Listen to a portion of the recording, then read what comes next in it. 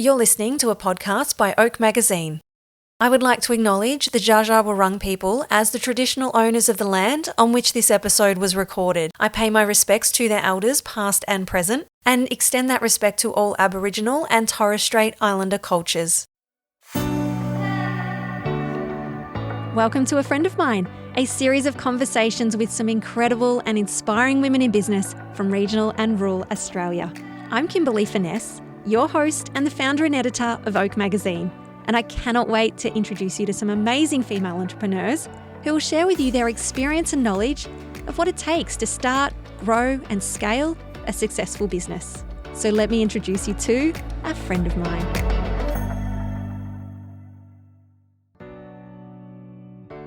Grace is a third-generation nurse, and although she didn't set out to follow in the footsteps of her grandmother and mother, she found herself drawn to the profession. Through her 15 years' experience working as a paediatric intensive care nurse, Grace knows how important timely access to services is on mortality rates of children experiencing traumatic injuries.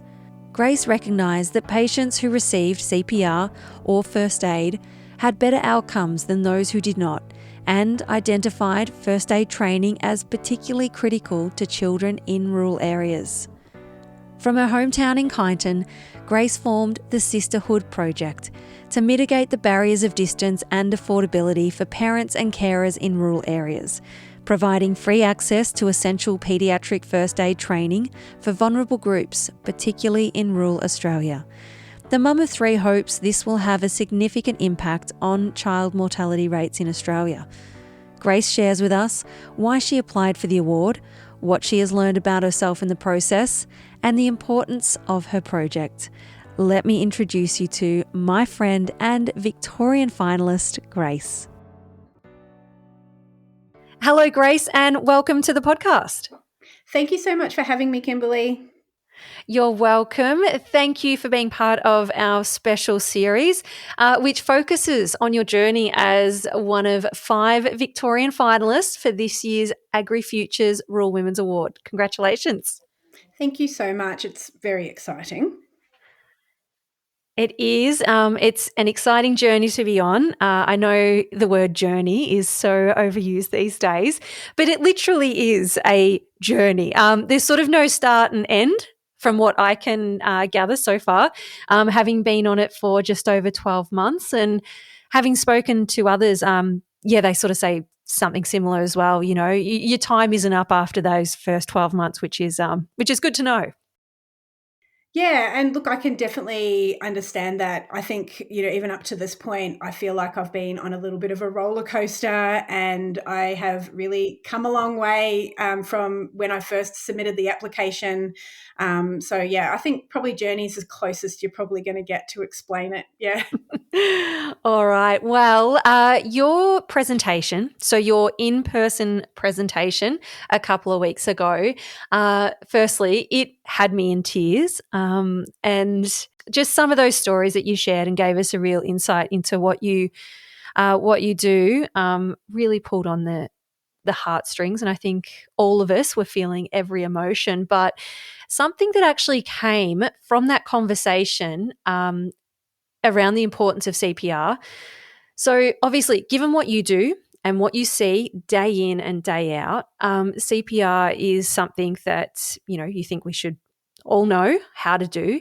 It was just interestingly that I was speaking with a group about your project, and there wasn't a unanimous, yes, we all need to know CPR, which was actually quite surprising to me. And, we had a little disagreement there for, I think a drink at least. So what I thought would be really great for those listening is if you could share with us why it's important just due to that whole delay in commencing CPR. So, are you able to share that with us? I would really love to. And I think, it's interesting that, you have that conversation, but even if there is a disagreement, that's still a really great opportunity because at least it's being spoken about. I suppose I first would start off with just saying that if anybody out in the community has a cardiac arrest, whether that is a child or an adult, they have a very low rate of surviving to hospital discharge. So it's a really important statistic to understand. And the only way that we are going to improve those outcomes for people is if more people in the community know how to perform CPR. So some of the reasons why it's so hard for somebody to survive to hospital discharge, and we use hospital discharge because, most of the studies are based, in health services, is because CPR needs to be commenced within 1 minute of that person stopping breathing and no longer having a heartbeat. Because after 1 minute, though, that lack of oxygen really starts to affect the body. If 4 minutes passes where nobody's commenced CPR, we're going to start to see irreversible damage to their brain and other vital organs. If we don't start CPR within 10 minutes of them no longer breathing and not having a pulse, then they are basically not going to survive even to hospital. So I think when we put it into like these statistics, they're very powerful.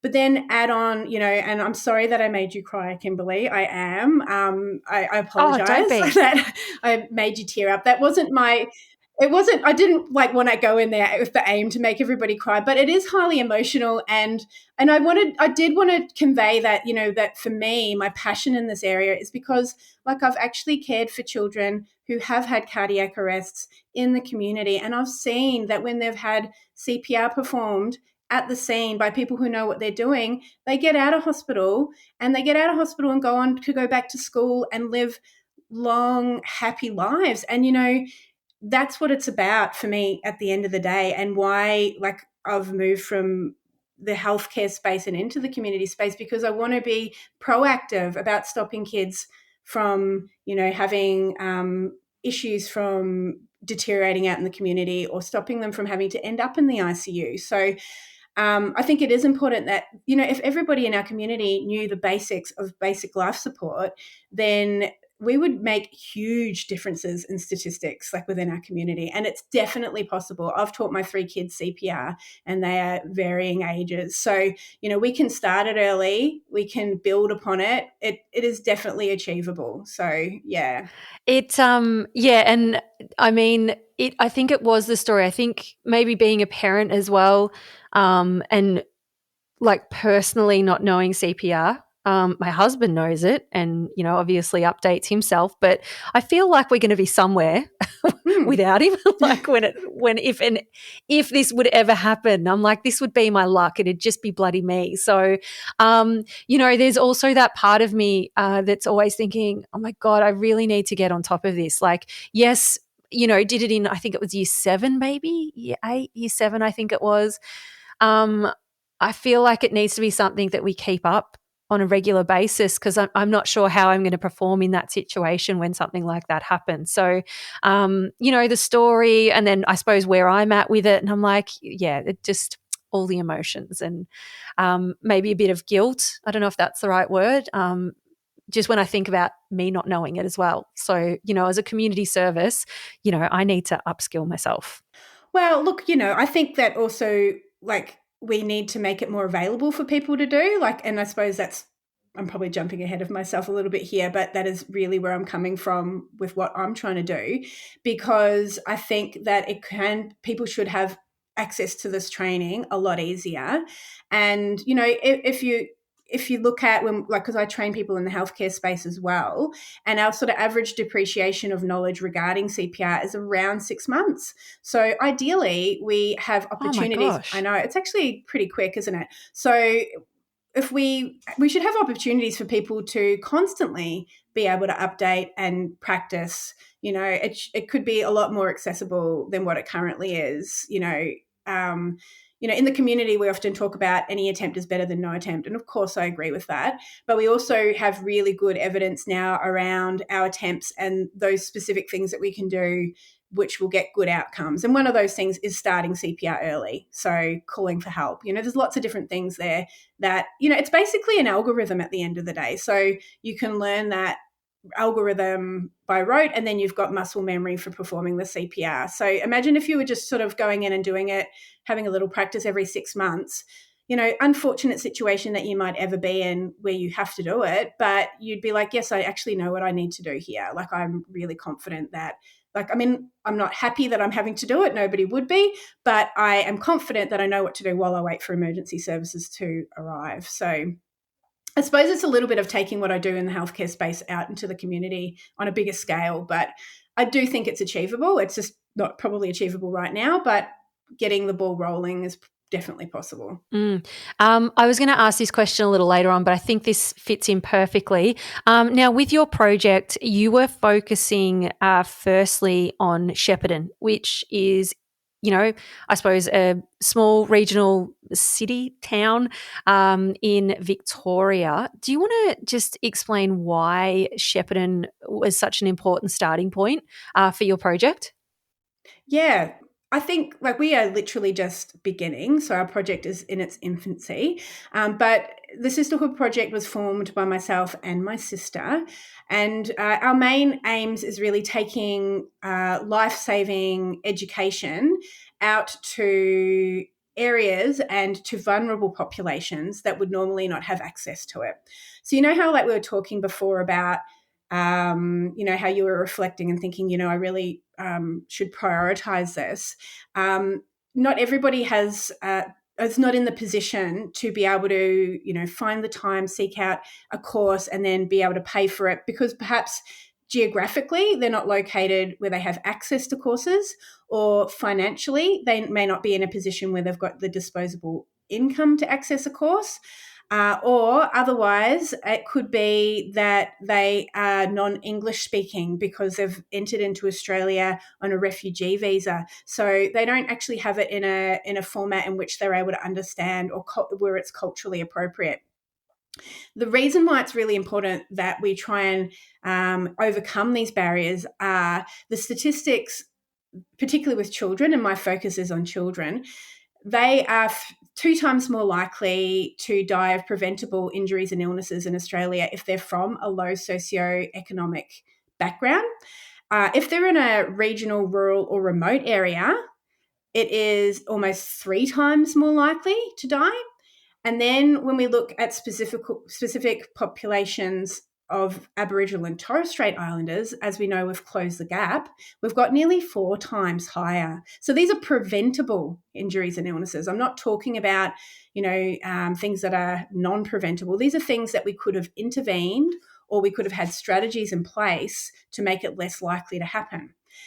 If we think about the fact that these are the children that are dying in higher rates, however, they've not got access. The parents don't have access to training in the same way as perhaps metropolitan parents who have more disposable income. We really need to start looking at those barriers and addressing them. The reason why we chose to start in Shepparton is because both my sister and I grew up there, and we have some really great contacts within the council and within some of the groups that support families from lower socio-demographic areas within Shepparton. It has a large cohort of lower social demographic groups. It also has a large cohort of non-English speaking people on refugee visas. So thinking about our project, launching it in a successful way, it made sense for us to start with a region where we already had contacts and bodies that we could communicate with and set up projects, so that we could then spread it out across Victoria. And that is our plan. So hopefully by performing a couple of pilot programs within Shepparton and seeing how they go, some of the bodies that we're partnering with, like, for example, Berry Street Australia, we will then be able to spread that through to the rest of Victoria. And since we've actually been engaged with this process, we've been in contact with providers throughout Victoria, and also New South Wales and South Australia. So there is a potential for us to grow as soon as we are capable to, basically. Such interesting statistics, and I love how you've actually, tried to find where you can have the biggest impact and leverage those connections. I think that's sort of so important. And again, I mean, this is why I loved even being part of AgriFutures. The award in itself was just learning so much about, health and just different communities and, the demographics of those communities and what we can do to help. And as you said, they were preventable things too that we're looking at. So, obviously, amazing project. So, what then gave you the confidence to apply for the award? I don't know if I would really call it the confidence. I think it was certainly a throw your hat in the ring sort of scenario. But look, to be honest, you probably put it on the radar for me, Kimberly. I saw, the journey that you had, last year, and it put it on my radar to sort of have a look into what the award was.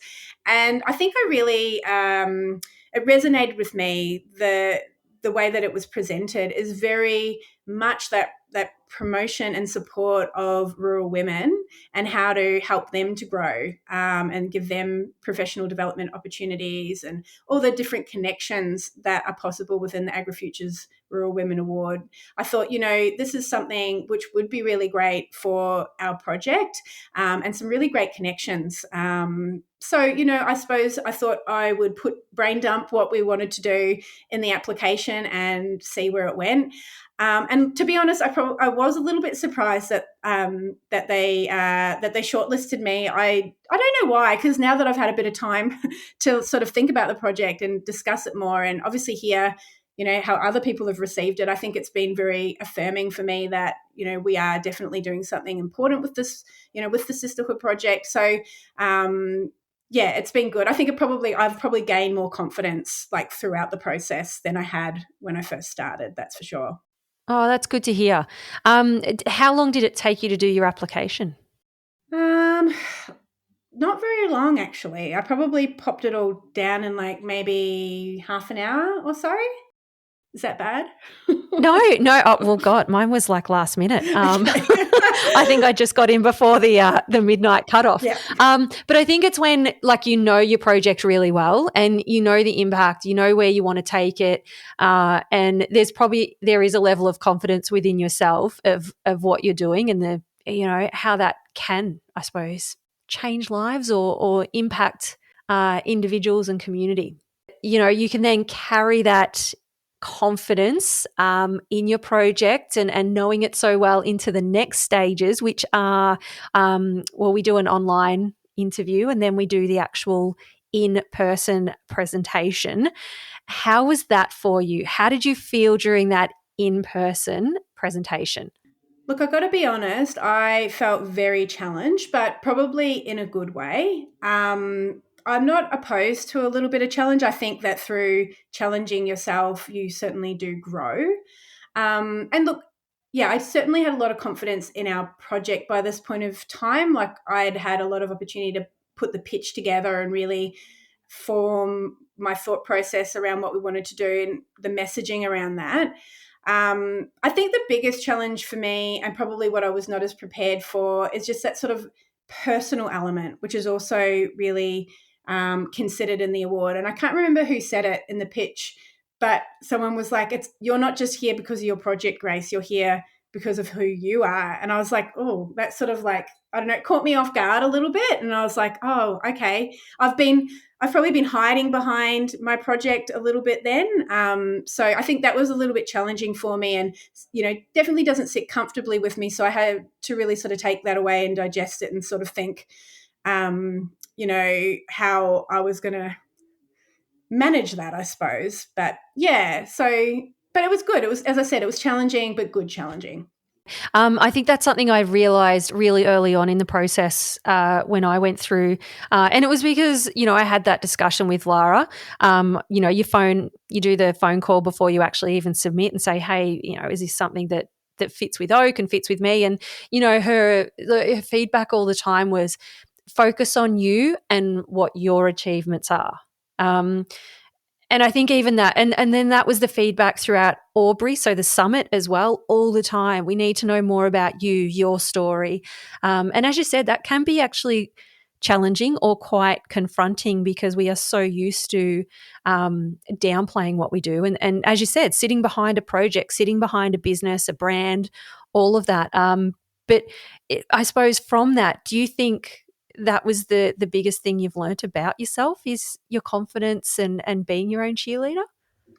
Yeah, it probably is. I think it's really challenged me to think a bit more about how I back myself personally and how I can, be a bit more confident in because I deliver a lot of education and I'm quite confident to speak to big groups of people. But, as you say, that's sort of like as a representation of something else rather than me personally.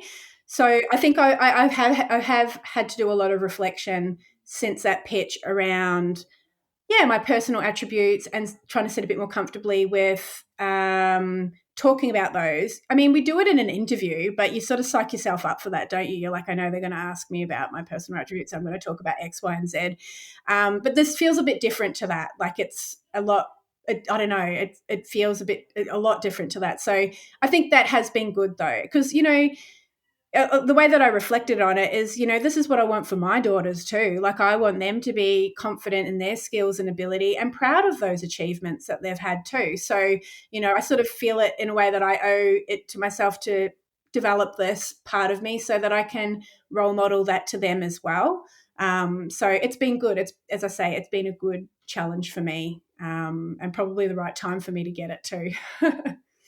Yeah, it's amazing how the universe works that way. Now, one of the things, and I said it to everyone, was once you've finished the presentation, there was a beautiful park over the road. It was a beautiful day as well in Melbourne. Very unusual.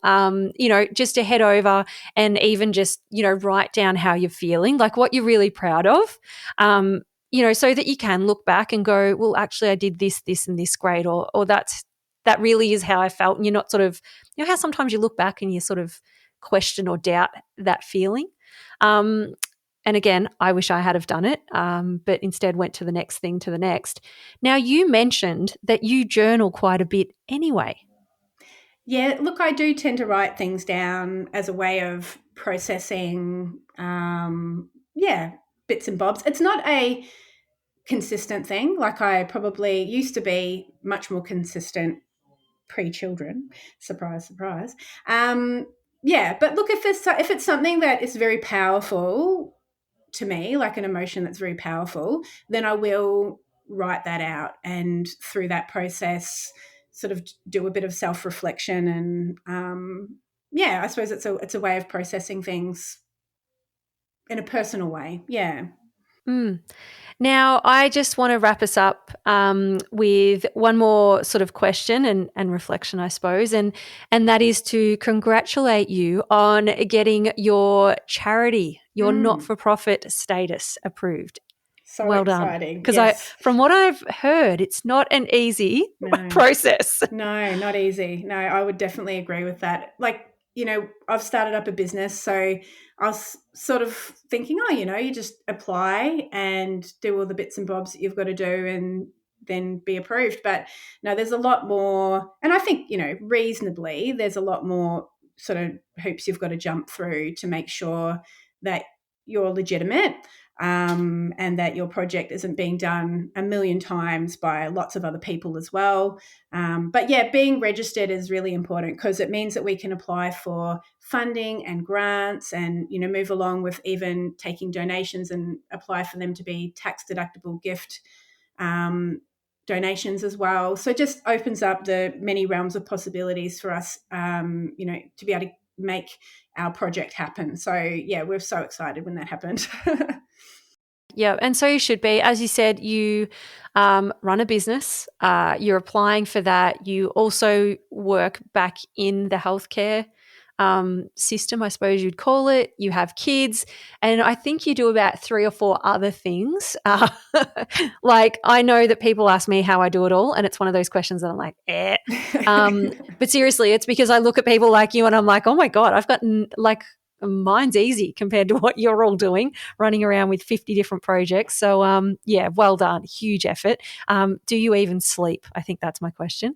Look, I do sleep. I probably don't sleep enough, but look, I think that just some of us are wired in the way that we like to do lots of things. And I've tried at multiple times in my life to slow down. And sometimes there's definitely pockets where I do less. But I enjoy juggling multiple balls. And I think that's probably why I became an ICU nurse too. Like, that sort of environment is not for the faint hearted. It is busy, it is constant, you're constantly changing priorities. It's probably the same, I'd imagine, in media, which is your background, isn't it, as well? Like, I can imagine coming up to deadlines, it's probably just nuts. Yeah, and so I don't know, like I actually perform really well when I have diversity in my life and I have lots of different things that I'm passionate and excited about. So I just am realistic about what I can achieve, and sometimes I have to just have a conversation. And actually, FYI, I had one the other day with one of my bosses to say, I am feeling a little bit pressured and I feel like I'm reaching my, stress point. And what can we do to be able to manage that within, like, this other company that I work for? And so I think it's just really around that, like, management of your stress and your responsibilities, and slowing it down when you need to, and not taking on things when you don't want to. So yeah, like, if you look at me and you're thinking, oh my God, I've got to do more, or how does she do it all? Well, sometimes I don't. So that's probably just the important thing to take away from it.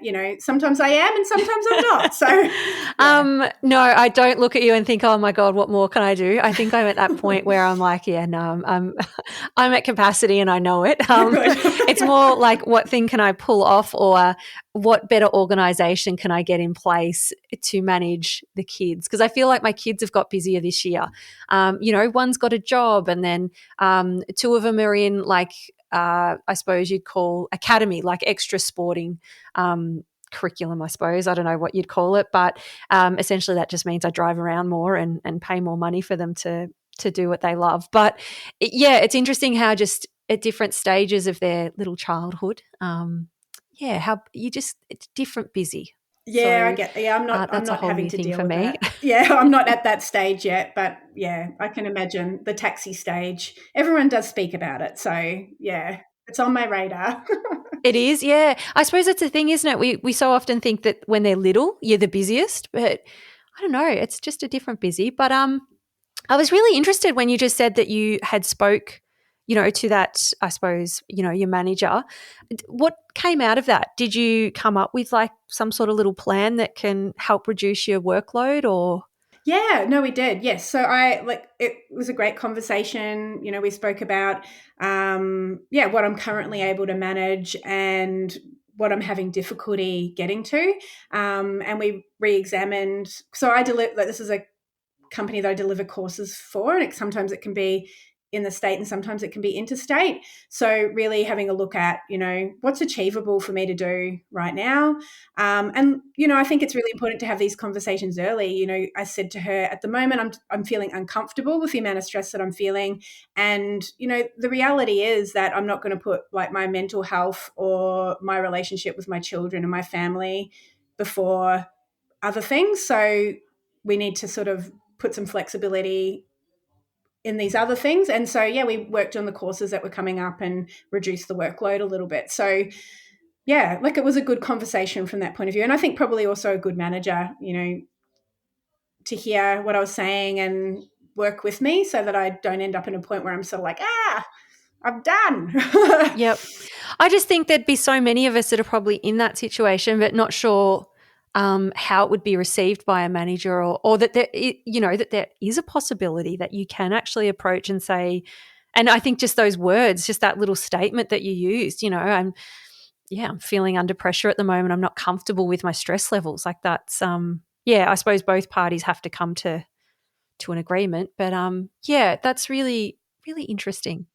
And I think a good manager definitely comes to that statement with, open ears, and sort of helps strategize how you can manage that stress, because, ultimately they don't want to lose those skills and, the knowledge and all of the things that you bring to the table.